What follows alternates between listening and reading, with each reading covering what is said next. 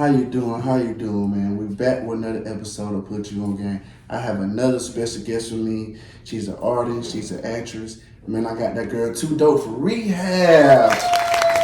Too Dope for Rehab, man. How you doing today? How you doing? I'm happy.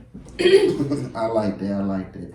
Man, I just want to tell you, man, it is such a pleasure having you. I usually do this speech at the end of the episode. I always do this speech at the end, but I gotta do it at the beginning, man, because I've been really wanting this episode for so long. I just love like what you got on. I be watching your stories, stuff that you say. Like, I feel like morals and principles are so lost in today's society. Mm-hmm. So to see somebody, say certain things and their point of view and the way they think, it's like, okay, like I fuck with that. You know what I'm saying? So it's like, I just want you to know, like, I appreciate you being here. I appreciate you giving me some of your time.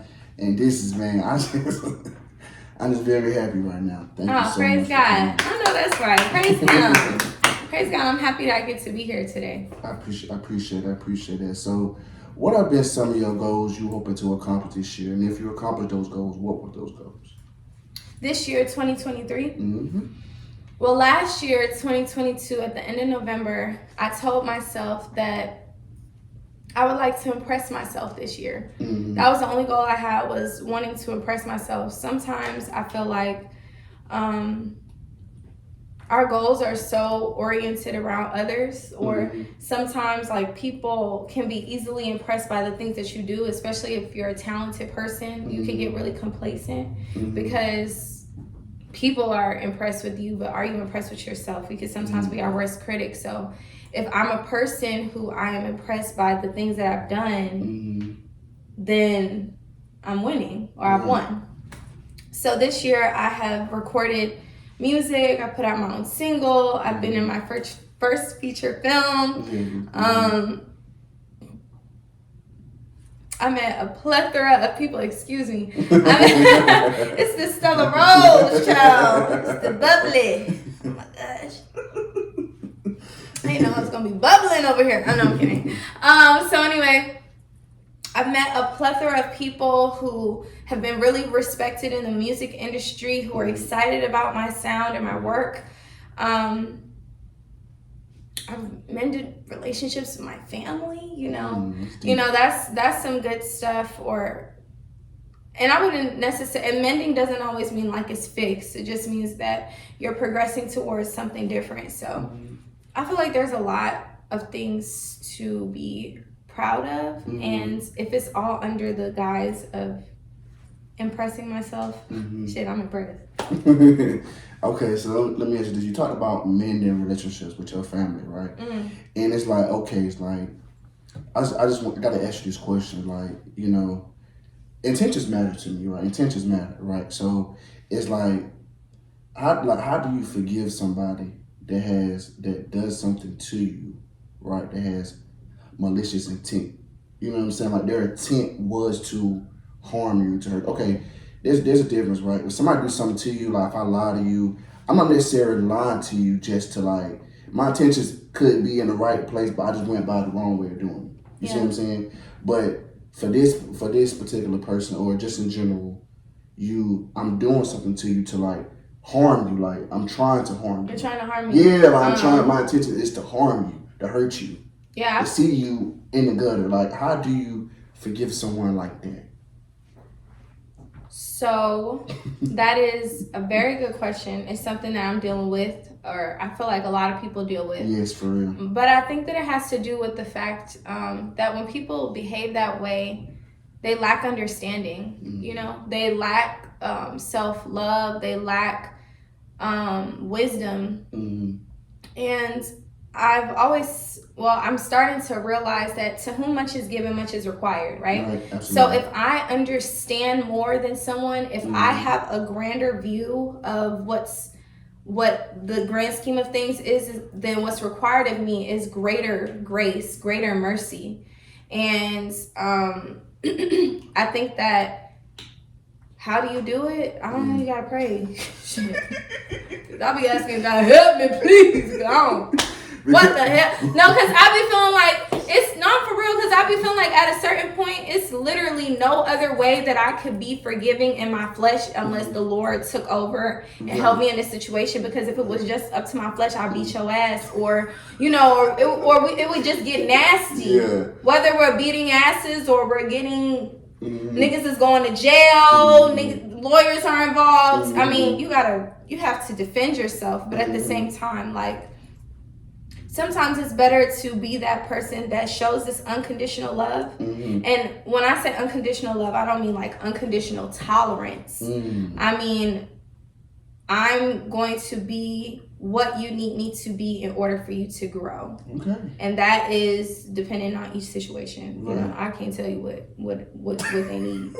You know what I'm saying? Yeah, because I asked that because for me, you know, like I said, intentions matter for me. Like, sometimes it's easy per se forgiving somebody that does something to you, but like I said, their heart was in the right place. You know, sometimes we human, bro. Every day, we're not perfect. We do things, and sometimes we do things. It's not necessarily always to, like I said, to be harmful. It's like I'm trying to protect you, or whatever situation it may be.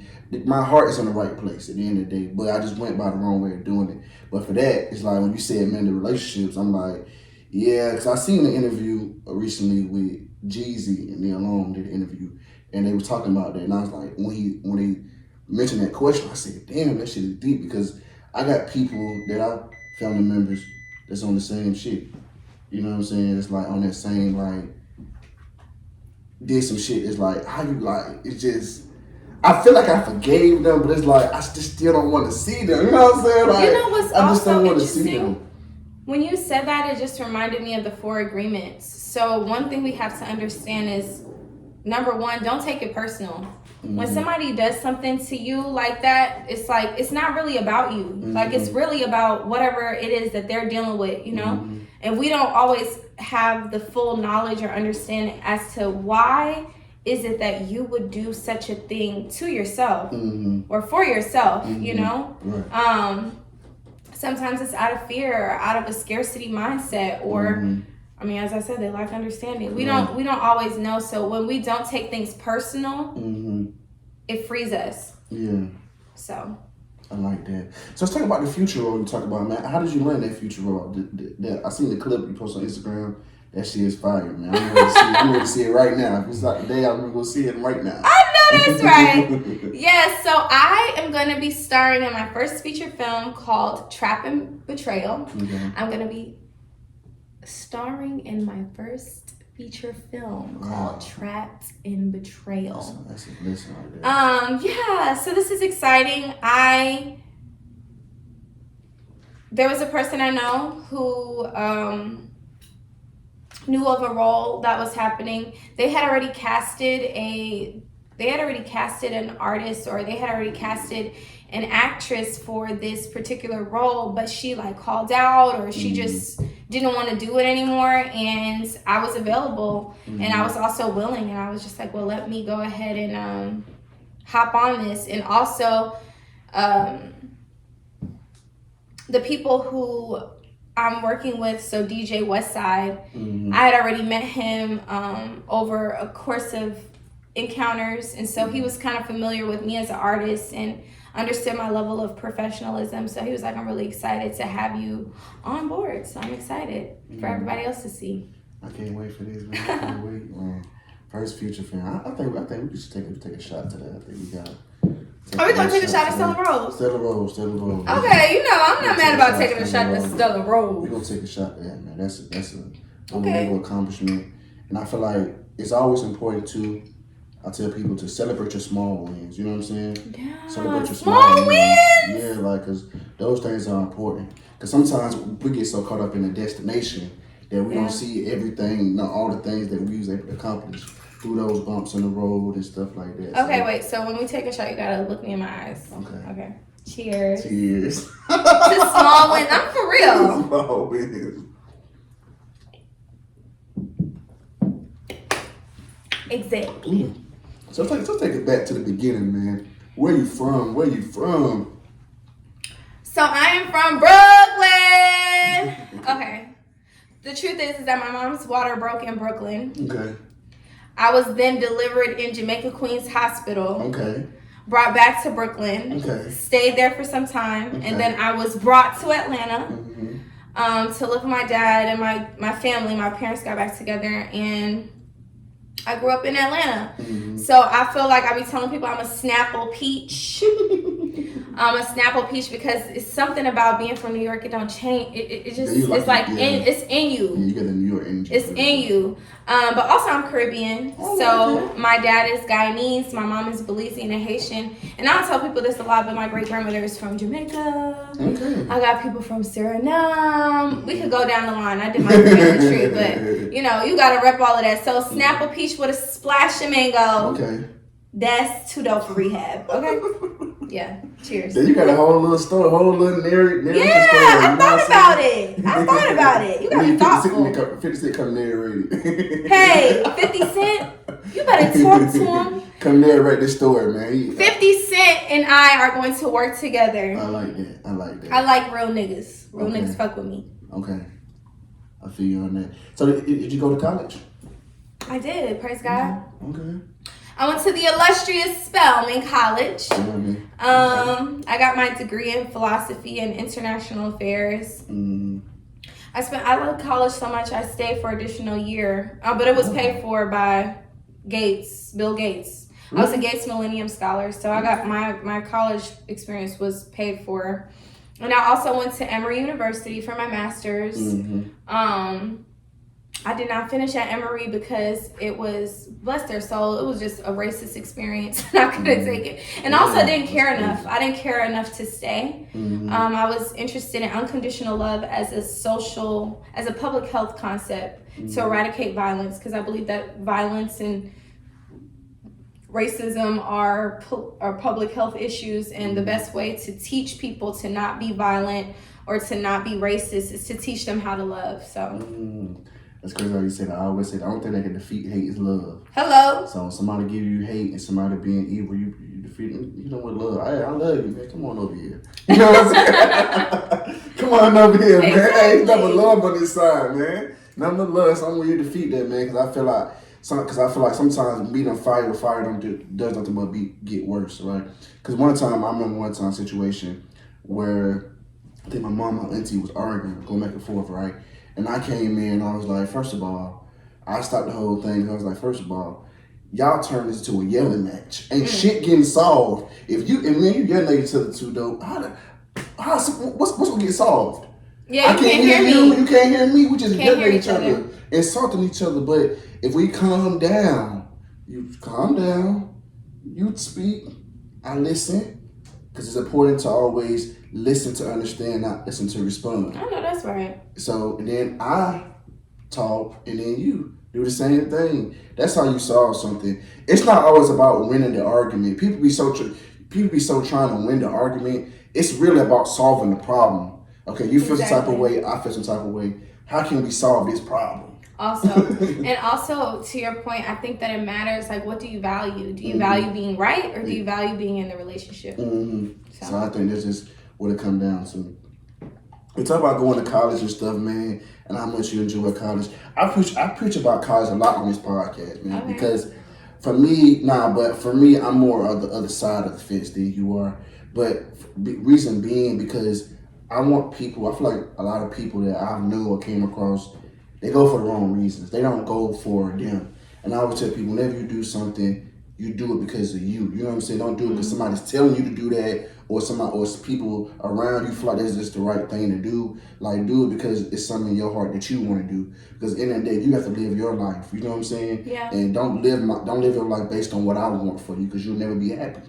And that's what I always like. That's the message I've been trying to push people, to find your passion, something you love to do. What's your purpose? And stuff like that. That's just my goals. I try to tell people. But you can go ahead, and I know you would elaborate. Yeah, I think that's interesting. So I got the Gates Millennium Scholarship. I totally agree with what you said, and that's something that now I understand more about that scholarship than I did at the time. So as a Gates Millennium Scholarship, they pay for you to get 5 years undergrad. You're completely paid for. It doesn't matter what it is that you want to do. But if you want to get your master's or doctorate degree, you can only get it in STEM, so that's science, technology, engineering, mathematics, or library science, public health, and education. Mm-hmm. And I was like, man, if I really want to be great, I started to try to mold all of my ambitions around the fact that, you know, my family wants me to be mm-hmm. Dr. Alt, yeah. Dr. this, Dr. that. Mm-hmm. And I was trying to figure out what exactly I was going to do mm-hmm. in order to fulfill this goal. Mm-hmm. But as I continued to do that, it just wasn't for me. Mm-hmm. And I feel like sometimes I don't think I live with regret that I didn't go to finish Emory. Mm-hmm. But I think that the only time that really matters is when you're trying to do job applications and mm-hmm. be like, oh, what's your degree? And I'm like, nigga, I'm just as good as any master's degree, nigga. You know what I'm saying? But I can't necessarily say that I finished that. So that's mm-hmm. the only time when it kind of bothers me. Mm-hmm. But other than that,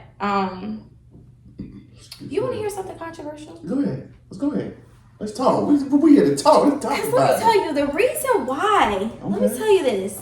The reason why the Bill and Melinda Gates Foundation wanted to only fund those group of people, those STEM, public health, education, library science, is because of mind control. And I'm gonna sound a little crazy, but I'm really not. It's about the fact that we are becoming such a technologically dependent society that our brains, people are not using their brains. Niggas don't know how to get home without a GPS. People don't know nobody's number. You know, like, there's a whole bunch of things. Children, I was a teacher for 6 months. These children don't know how to express themselves, read or write, and the school systems are lying to them. But if Bill and Melinda Gates had the most influential people in the minority groups to be in these places in STEM, in public health, in library science, and all that stuff, when the mark of the beast happens, all this the end times come, you have people who are in alliance and allegiance with you, who are so influential, who know the struggle, who people can trust, that they will listen to whatever Bill Gates Foundation says. So y'all just be careful. Don't get no chip in your hand. And I'm gonna just say that. And that's that on that. And I just had to say that because this is the time. It's crazy how you said that. I was just talking to somebody about that shit the other day. Because somebody asked me, it's like, I was watching something. I forgot what movie, what show, something. And it was like, I think it was an old time show. I can't think of it. Then I can't think of it. I know Queen Latifah was in it. But I was watching the show, huh? It wasn't Seven. No, that's a movie. Oh, okay. It was a show she played in. Was it Living Single? Yeah, Living Single. I think it might have been Living Single. Yeah. We was watching that, and she had asked me, she was like, how do you think they remember, like, how was they able to survive back then in technology? Stuff without technology, something like that. I said, people from back then would kind of always be smarter than us because we so, like you said, technology dependent. Yeah. People know how to get home. People don't remember phone numbers. I don't either.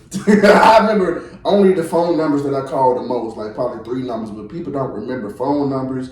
We are technology based, you know, and technology was really created to help us. Yeah, to aid us. Yeah, to help us, you know what I'm saying? But now it harmed us in a lot of ways. Like you said, we don't use our brain. We was watching this, and I don't know if you've seen Good Burger 2. You seen Good Burger 2? I haven't seen it yet. Then I don't want to give it up. Don't give it up. I saw the previews. Because it was something happening at the end that relates to what I'm saying. But at the end of the day, it's just about what they're trying to create. They're trying to create robots. They're trying to take humans out the equation. All this shit. I'm with you.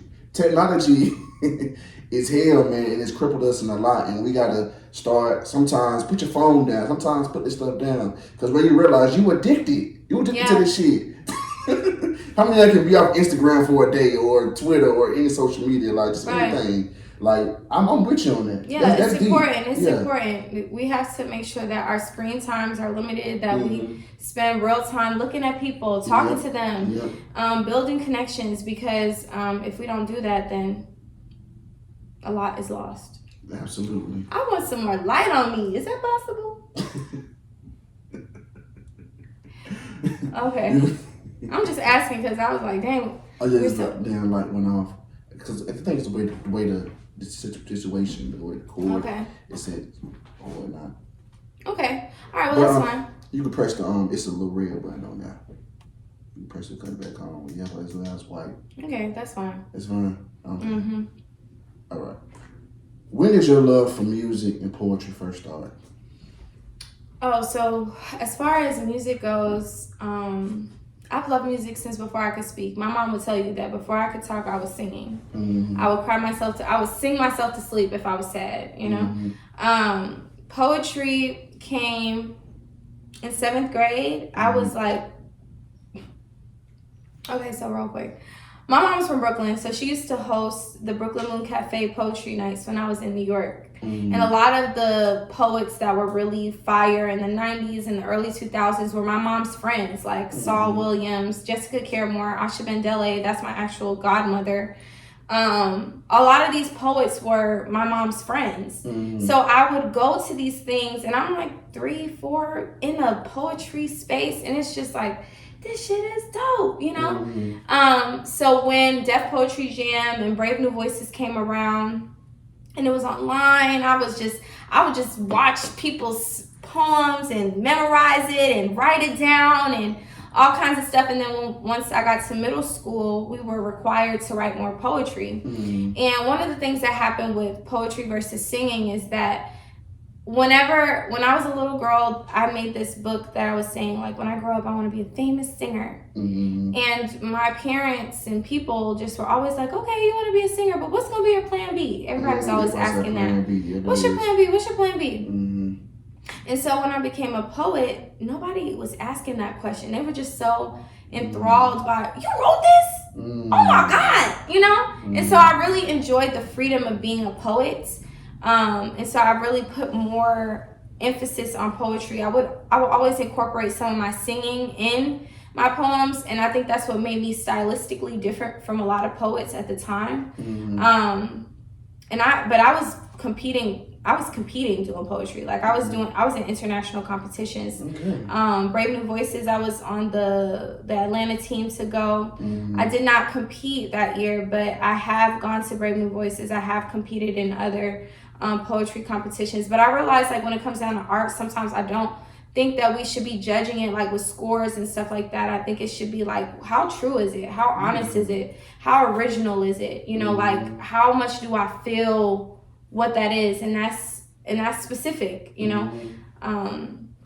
People start mimicking other poets who are powerful or popular, and then it sucks the beauty out of it, because it's like, damn, I hate all of these automatons, all these people who just want to do the same shit that somebody else did. But I fell in love with it around middle school, poetry and music. I've always wanted to give myself permission to be a singer, but I didn't do that until like later on in life. Dang, so you been that girl then. I think so. I like that. So what made you start doing music though? What made you start really in the studio making music? Okay, so the first part was, for years, I'm really hard-headed. God bless my heart. I'm an Aquarius. So for years, people used to tell me, Deja, you need to go in the studio. Have you ever thought about rapping? Have you ever thought about writing? And I always felt like I didn't want to go that route because I didn't want to be labeled like a rapper. And also, I really enjoyed the free form of poetry, right? But I feel like I should have did this a long time ago.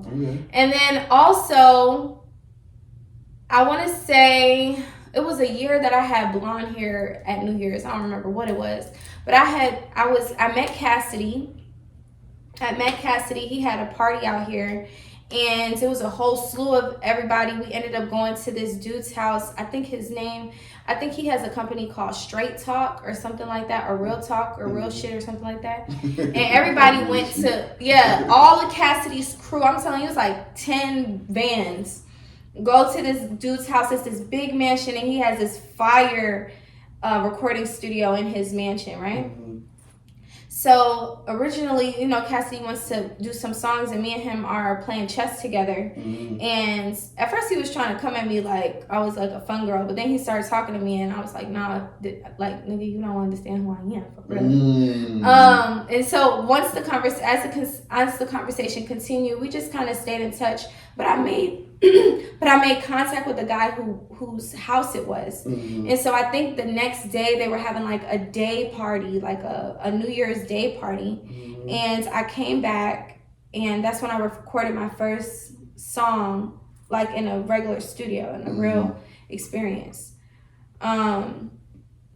And then later on, there was this guy who wanted to manage me. He used to be like, I didn't know what our relationship was, but he would just be like, do you want me to be your manager? And I'm like, manage me for what? I didn't get it at the time, but I recorded a song with him too. And I still wasn't like sold on this whole like being a singer thing. It's like I wanted it, but I was afraid, fear. And it wasn't until I read The Artist's Way by Julia Cameron through Dope Ass Book Club. So I had a book club called Dope Ass Book Club. Through Dope Ass Book Club, we had, I was taking all of these people through the artist journey, or it's called The Artist's Way. Artist's Way by Julia Cameron. And in the core of the book, it's really giving you permission to be a creator. Like, we're all creators at the end of the day. We are all co-create with God. God is this greatest creator, but when we give our creativity, it's like worship. And when we withhold our creativity, it's like you're withholding worship from God when God gave you so much talent. And throughout the process, I realized there were all of these negative things that I was telling myself about how silly it was that I wanted to be I wanted to be a singer. But then I was seeing a lot of my Spelman sisters, like, this girl is executive producer for this TV show, and this girl is she's working with this artist, and I'm seeing women who are my age or younger, like, actually going after their dreams. And I'm like, who am I not to utilize the gifts that God has given me? Who am I not to do that? The greatest fear is not that we are inadequate, but that we are powerful beyond measure. And so I feel like my fear was that I was afraid of being responsible for my own transformation. You know, the creation of what my life looked like. Did I trust myself enough to do that? And so I think going through The Artist's Way by Julia Cameron really gave me permission, and I took it. I think that's deep. Who are some of the people who inspired you in the music industry? Lauren! I love Lauryn Hill. What? I love Lauryn Hill. Lauryn Hill too, but she got on my nerves a little bit with the little comment she made on stage. I ain't really like that comment she said on stage. She's a Gemini. Geminis do what they want. Like, I mean, they're creative people, and I think that they also like own themselves. Like, I am who I am. I understand that I have all of this creation, and also I don't owe you to give this to you, but I came. Shit. Well, I feel like you don't think that's a sense of arrogancy at a point, because I feel like you showing up to your concerts 30, 40, 50 minutes late. Sometimes these people pay their hard money to see you because they fans of you. They probably got kids, babysitters watching. Now that you coming late, they got to push this back. They might not even get a chance to see you. Yeah. And I feel like some celebrities be sometimes too big in the head to see it from the other side. I think I heard somebody say that, like, when you be rich for too long, you kind of lose touch with the general public in a sense. I'm gonna challenge you. So back to what we said earlier when we were talking about forgiveness and people's intentions.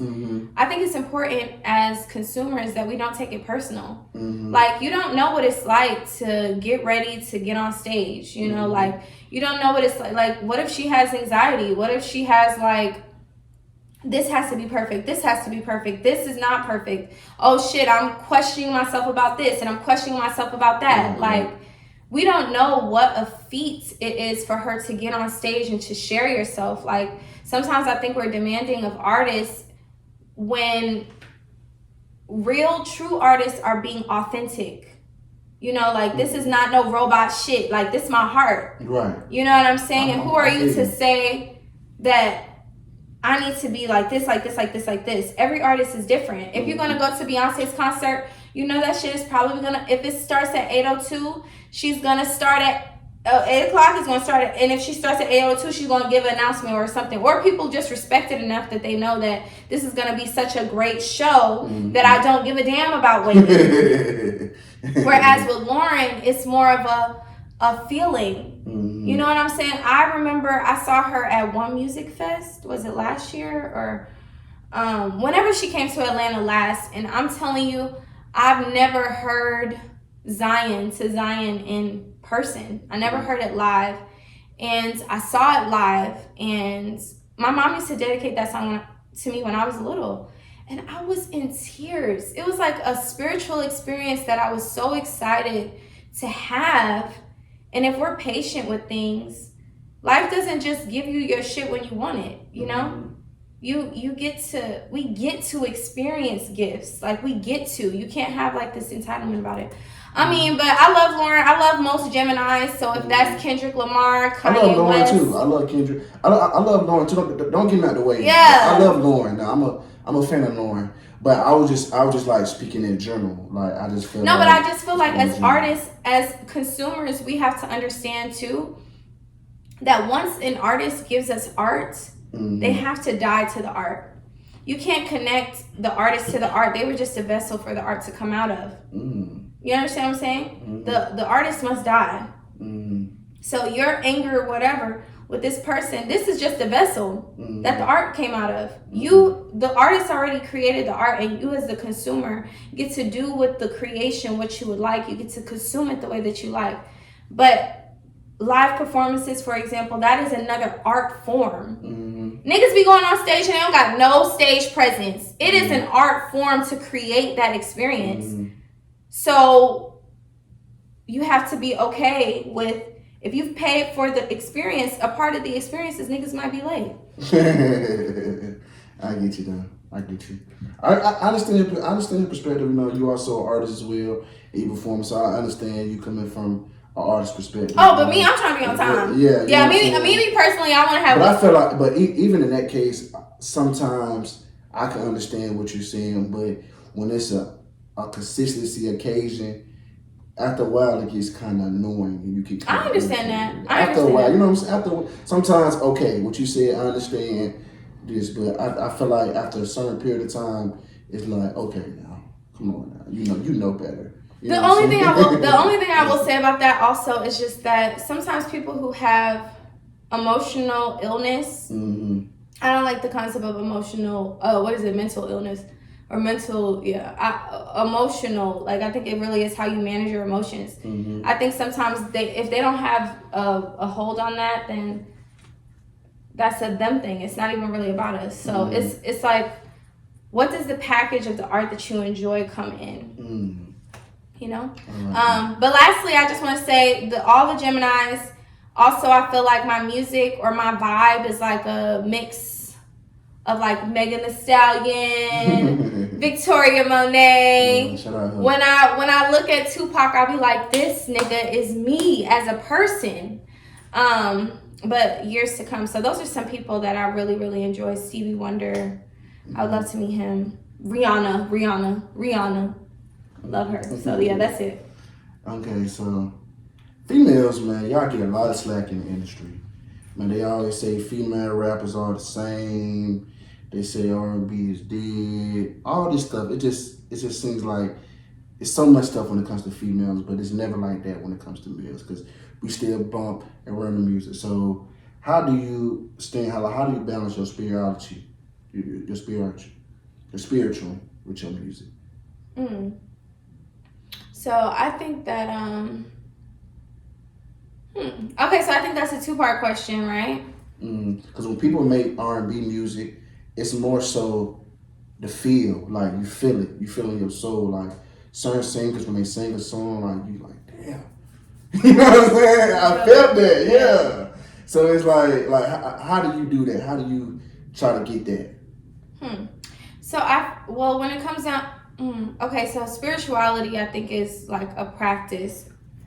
I think there's a difference between like spirituality and religion, but I think that they're complementary. And I think that So to answer your question, because I'm thinking about the girls and now I'm thinking about the spirituality. Yeah.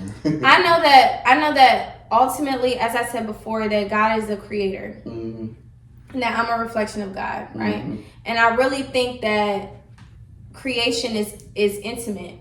Mm-hmm. I think that creation can be erotic. I think that creation is continuous and infinite, and I think that there will not be creation if there was not feminine energy. Mm-hmm. You know, like a lot of times people just think about God as like masculine only, but it's like the only way that creation ever happens is when masculine and feminine energy comes together.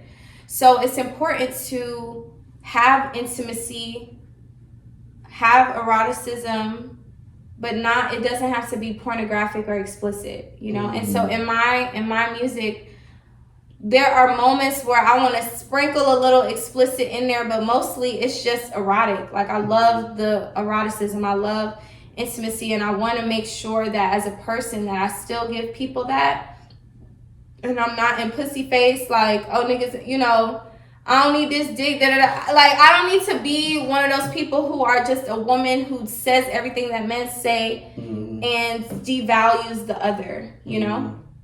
And I think that value of masculine and feminine principles comes from the fact that it comes from my spirituality, it comes from my religious background, that I believe that God is masculine and feminine energy together. And if I am a co-creator or a reflection of God, then that should come out in my music. Mm-hmm. And I feel like it's a duty to do that, so that women have language on what does it sound like when you give a fuck about a man, or you embody the power of being a feminine energy, you know? Mm-hmm. Yeah. So I hope that answered the question. No, you definitely did. So what's one thing you know now you wish you knew before you got into the industry?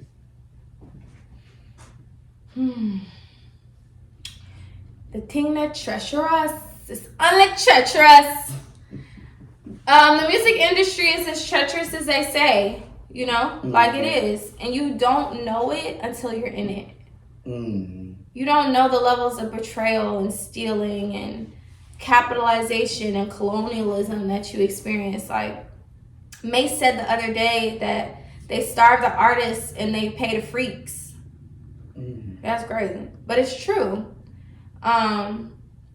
I feel like it's so interesting that the industry is capitalized off of artists, but they don't necessarily take care of the artist until artist gets to a certain point. Mm-hmm. And I want to say that I get it, but it's fucked up what happens to a lot of people who share so much of their soul. Mm-hmm.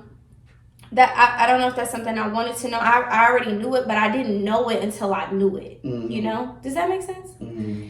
And the last thing I would say is that there's so much to learn. Like, there's so much to grow and learn in this industry that you wouldn't know until you did it. Like, I had no idea that once I posted a song on YouTube that I need to actually have 3 more songs until it goes to my page. Mm. You wouldn't know that shit until you did it. Right, really. You know what I'm saying? There's a whole bunch of stuff that you wouldn't know about the industry and music unless you're doing it. So it's like, I can't even really say like what would I wanted to know.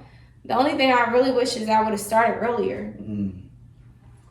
Yes, D. So being in the music industry, did you ever feel like you had to be perfect or different in order to get an opportunity or to further your career?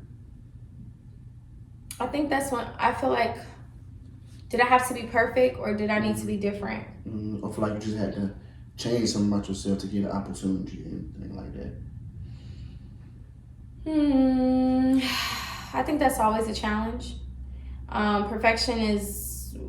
idea of perfection is an illness. Like, we are made perfect, you know, like in of who we are. I think there's a difference between perfection and development. Mm-hmm. Like, I definitely know that I need development. Like, I definitely know that I could use like singing lessons, and I could use like unlimited studio time so that I could practice making more songs and that they be amazing. Okay. But I also know that like there is a pressure. Like when you talk to some producers, they'll be like, okay, the popular sound right now is this. Mm-hmm. So if this is selling records, then you do that. Mm-hmm. And I feel like that is a direct dagger in the spirit of hip hop or soul music, because it's like, how could I replicate authenticity? You know what I'm saying? Yeah, and I feel like people are no longer doing the development that artists need to see where they grow and what they end up bringing to the table, versus what can I capitalize on right now that's going to get me enough streams so that I can make the amount of money that I need. And I'm not sure if we're still feeding the souls of the people, and that's what art is about. Yeah. So absolutely, man. You better get into this game, man. Let's get into this game. Let's get this game. The game go like this. I ask you 5 questions. Whichever ones you get right, you can pull up this shot. Whichever ones that you get wrong, I mean, vice versa, goddamn. Okay. Whichever ones you get right, I take a shot. Whichever ones you get wrong, you take a shot. Now, the game I ask you, it's based on Black excellence, where Black people dominate as far as music, entertainment, and sports. It's a guessing game. Okay, so if I was to ask you what's 2 plus 2, you already know that. Okay. So give you multiple choice too. So okay, multiple choice. I like multiple choice. If you're a good guesser, then we gonna see. Okay, I've been beat 4-1 a few times. I've been beat 3-2. I just got beat 3-2. Last person, the person for that beat me. No, I beat them. The person for that beat me. So you may get me. Okay. Okay, I'm a winner. You ready? Yeah, let's do it. Okay, let's go. Which show ran the longest? A. Martin. B. Fresh Prince.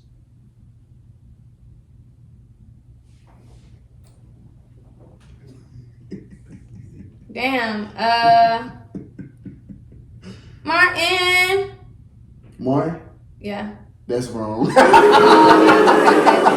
I just wanted to say that. I knew it was Fresh Prince. I just wanted to say, Martin, I'm the man. Oh, man. Let me not get happy because I think this happened to me last time. I got up on a good start and got my ass whooped the last few ones. Okay. Okay. You ready for the next one? Okay. What year did the Chappelle Show come out? Was it A, 2002, B, 2003? My mom didn't let me watch that. Can we do a different classic? Can we do a different question? Because Nah. Comedy Central. I have no idea. No, because I'm like not even culturally connected to that. I mean, I could say it's a guess. It's what's guessing.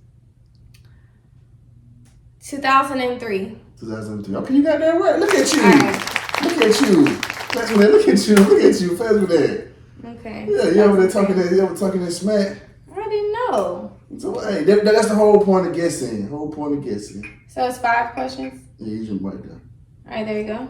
Yes, yeah, you got 3 more. 3 more. Okay. It's your boy right here. Excuse me. How many top 10 hits does Kanye West have? A, 19, B, 20. 20. Okay, you got that right.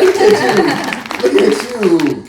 Look, I'm here talking about some, I don't want to do this Chappelle. It's the point of it is guessing. I know people ain't walking around knowing the damn answer to these damn questions. I wouldn't know the answer to these damn questions. I'm gonna ask me. But I wouldn't know. I love Kanye West. Okay. Same here. This one be a little trickier for you, I feel like. Okay. Who has played in more movies? A, Viola Davis. B, Megan Good. Tricky. Viola Davis. Oh, okay, damn. I thought you.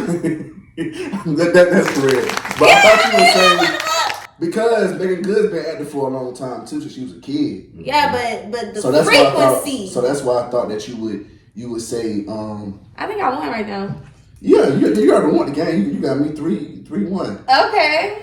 Well, go ahead and drink that Stella Rose. Let's go. Stella Peach. Last one. All right, just for the hell of it, let's do it.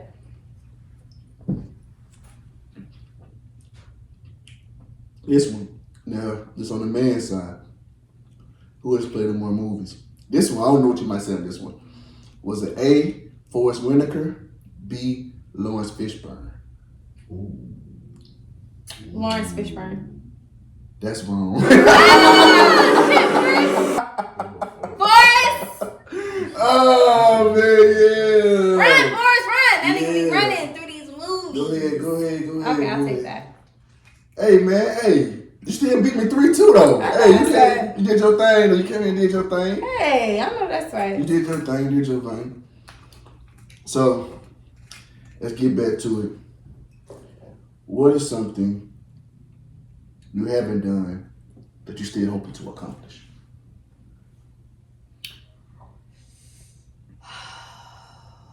I would like to be one of the greatest divas of all time. I'm talking super significant, influential to the people, someone that people love, and that my music legacy and personality is one that impacts not just the culture, like Black culture, but humanity. I like that. So what kind of advice can you give to other female artists? Advice? Excuse me? Yes. Child, I'm trying to understand this shit myself. Stand on business. Stand on business. Hey. Yeah, like I feel like I mean people be trying to play with girls. We see Cassie. She was when she came out that song Me and You. She had promise, but you connect with the wrong nigga and these niggas shelve you, and you think that because somebody has more money, more power, more influence than you, that you dip and dabble in shit that you don't got no business doing. So save yourself. I think that what's important is building your own foundation so that you know what you bring to the capital. You know what you bring to the table versus looking for other people's validation. That's mine. You don't need other people's validation. I'm still working on that myself. Like sometimes I'll be like, damn, do I need to do this? Do I need to do that? But the quicker that you just like, I'd rather be a bitch, then it's better for you. Yeah, I like that. I do. So, if you can go back in time, what's one thing you would tell your past self? One thing I would tell my past self, niggas gonna hate regardless. Get through this shit. I like that. Niggas gonna hate regardless. Go harder. Niggas are going to hate regardless. Go harder. Go. Keep going. Don't stop, nigga. The race don't go to who's fastest, who endures to the end. But dead ass, there's one thing that I would tell myself is that I remember I was so ahead of others. Like I was so creative. I was making things like at such a fast pace that I was like, there was nobody around me who's doing the shit I was doing.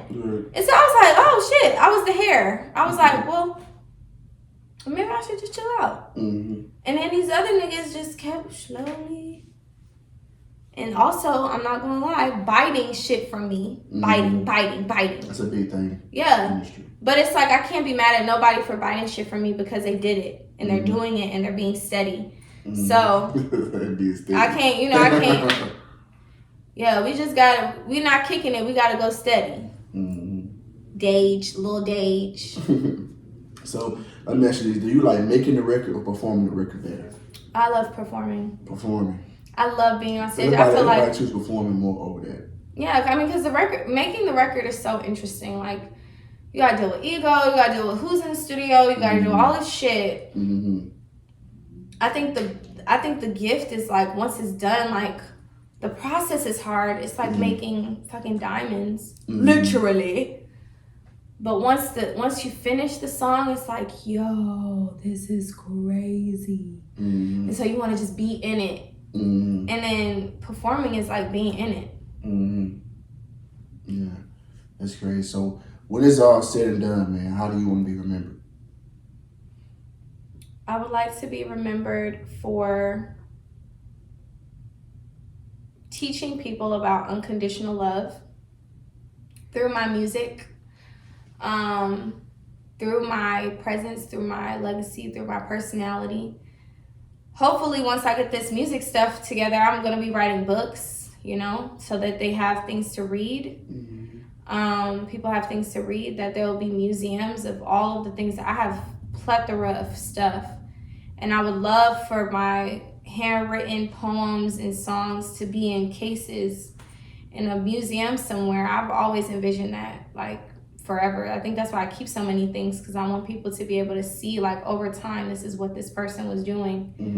And I want to also just be remembered for being a ambassador for Christ.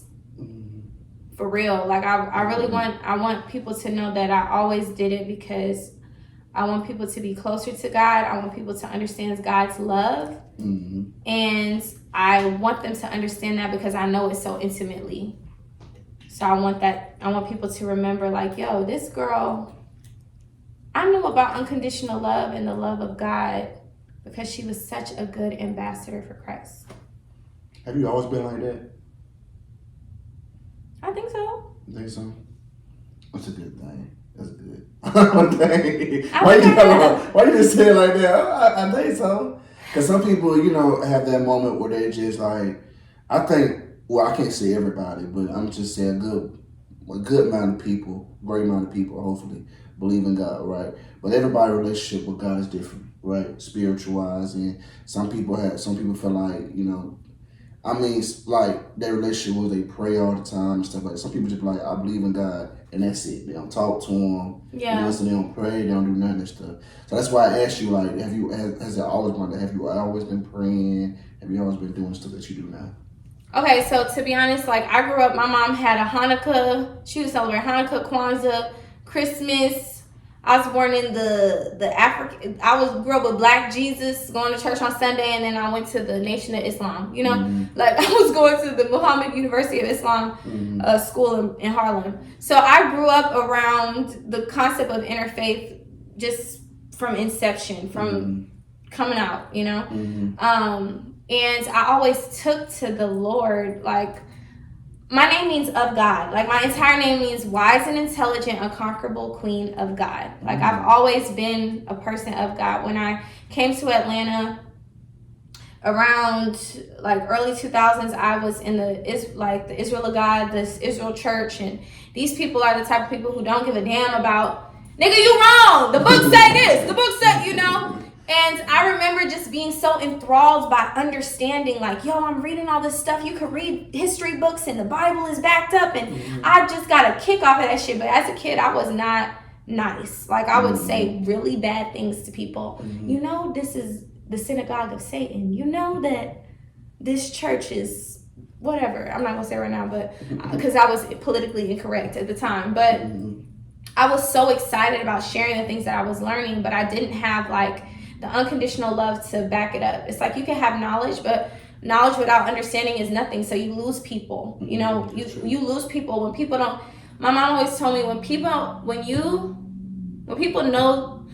care what you know. They care. No. People don't care about what you know. They want to know that you care. And I think that sometimes when you know things and you don't give a damn about the people, they can feel that. But when you care about people and you want them to know better and do better, they can feel that too. And then it becomes like, it's not I'm afraid of you. It becomes I'm afraid to disappoint you because I know you believe in me. You know what I'm saying? Yeah, so I learned that over time. So yes, I was always like a biblical person, loving religion and meeting people and all that stuff. But there was a time when I fell. Like, there was a time when I was in the world that a person became my idol, and there was a time when I didn't feel God over me at all because I had continued to choose someone and something else. And I remember how I had never felt that before because I had always been covered. And to feel like I was not covered was the craziest shit ever. And I was about to do wild things. Illegal, okay? Bad. And the Lord brought me back. The Lord was like, I see what you're trying to do, and I know that you're trying to please me or whatever, but you don't understand. So in my journey, I was able to experience God's unconditional love, like taking me out of the bondage that I was in. And because I know that can happen, I want other people to feel that. And I just don't think that it's just from God. I feel like you can experience unconditional love in your friendships, in your relationships, in your romance, in your family. But I think that it's important to, once you understand what unconditional love is, you have to practice that so that you can teach it to others. and also you receive it. That's deep, man. Ooh, it is deep. Jesus. These are my real thoughts. I be thinking about this shit at home. So what's next for you, man? January 20th, I am in a qualifier for a $20,000 grand prize competition. I want all of y'all niggas, every single person on here, and when I say niggas, I mean everybody, all of you guys to come to the event and cheer me on. Woo! I hope that I get that $20,000 because I have some. I need it. And also, I mean, the movie is coming out. They said coming soon. That means it's on Color People Time. I don't know what that means. Creative People Time. Racially ambiguous. Okay. It's on Creative People Time right now. So when the movie comes out, I'm excited for you guys to experience that. Also, my birthday is in January. I'm hoping that I would have a party where people potentially could listen to things that I've made. Listen party, okay. We don't know yet, but that's the goal.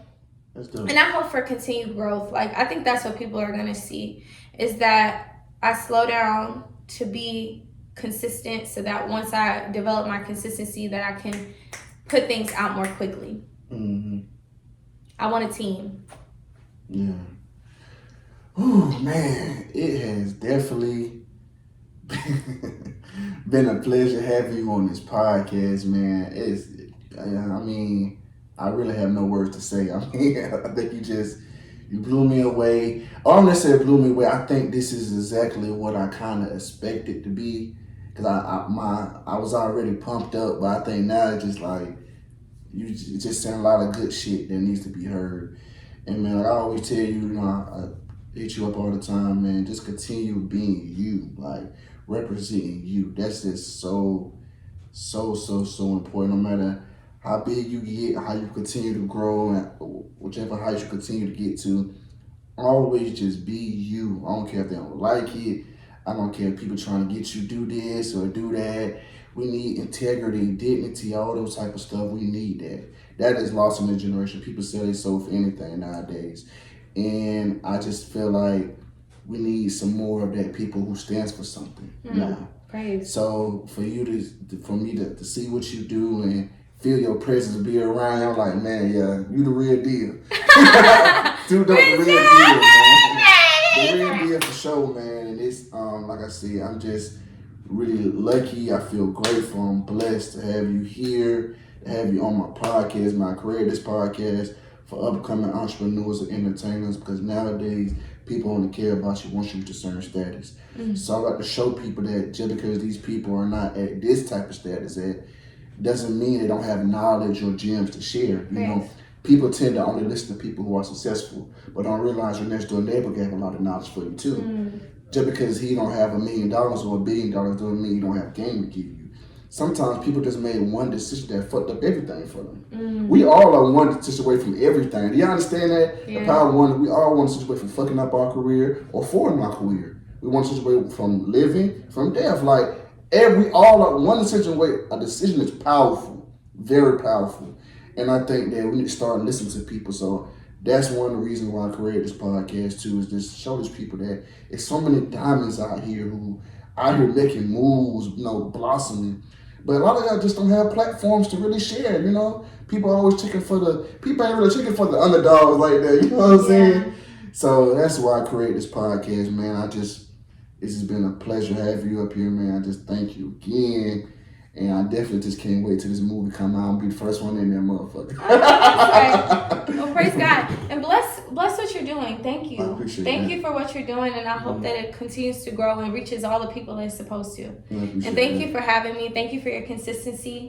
And I think that your consistency really inspires me. Thank you for putting the people on game and putting me on game. Nah, you came up, I think you did already. You already came up here beating them a game. Then trying to talk about the game. Hold on, I think we did the Chappelle show, so I don't even know what that is. Come on now. They Chappelle culture for real. But like I said, I definitely appreciate the love, and I respect other people's time. Another reason why I kind of got on here a little bit too is because I'm so like, for me, on time is everything for me. Like, simply because now I have my own shit. Let me tell you something. Now that I have my own shit, I respect everybody's shit now. Everything people do, I respect it now because I used to didn't be like that. I used to, until I started doing it, you know, and I started seeing like playing people's time is important because you may have something to do. Like, we may have a schedule for, let's just say 4 o'clock. You may have something to do at, let's say 6 o'clock, right? But by you being late, or by me being late to whatever you got going on, so let's say 30, 40 minutes, now you skating, you know what I'm saying? You skating trying to make sure that you're able to do that, and then everything's get fucked up, and something might get canceled, or whatever, et cetera, et cetera. So that's my barber. That's anybody about me. I'm on time. You invite me somewhere, this is a party. I'm not coming on time to a party. I'm coming with everybody and everything, and then jumping. You see me that again, but anything like appointments, anything, I believe in coming on time. Praise God. So that's what I'm talking Well, was I on time? Yeah. I was early. Yeah, you came on time, man. Like I said, I appreciate you, and I gotta give you credit for that because I thought you was gonna be a little late. Ain't gonna lie to you, but you wasn't late. Are you usually late though? Depends. Okay. But like I said, man, it's definitely been a pleasure. How can we find you on social media? Oh, you can find me everywhere at Too Dope for Rehab. That's proper English. TOO dope for FOR Rehab. I'm on Twitter, Instagram. I have my own website, toodopeforrehab.com, and I'll probably be, if I was ever at your mom's house, I would be at your mom's house being Too Dope for Rehab as well. I like that. Too Dope for Rehab. That's dope right there. And man, that wraps it up, man, for another episode of Put You On Game. All right.